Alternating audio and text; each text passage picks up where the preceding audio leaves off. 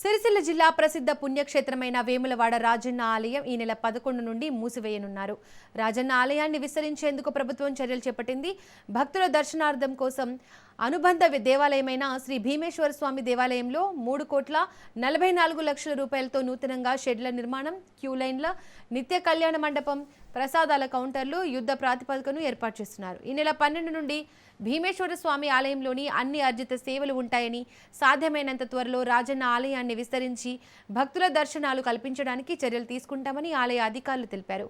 ఈ నెల 19, 20న జగద్గురు శృంగేరి పీఠాధిపతి శ్రీ విజయశేఖర భారతి తీర్థ మహాస్వామి వేములవాడ రాజన్న దర్శించుకొని సూచనలు చేయనున్నారు.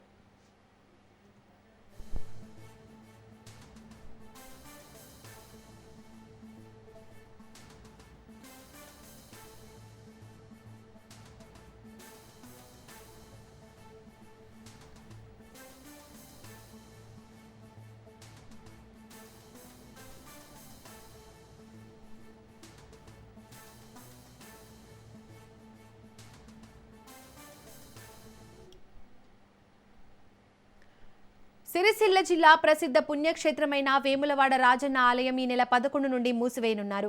రాజన్న ఆలయాన్ని విస్తరించేందుకు ప్రభుత్వం చర్యలు చేపట్టింది. భక్తుల దర్శనాల కోసం అనుబంధ దేవాలయమైన శ్రీ భీమేశ్వర స్వామి దేవాలయంలో 3,44 లక్షల రూపాయలతో నూతనంగా షెడ్ల నిర్మాణం, క్యూ లైన్లు, నిత్య కళ్యాణ మండపం, ప్రసాదాల కౌంటర్లు యుద్ధ ప్రాతిపదికను ఏర్పాటు చేస్తున్నారు.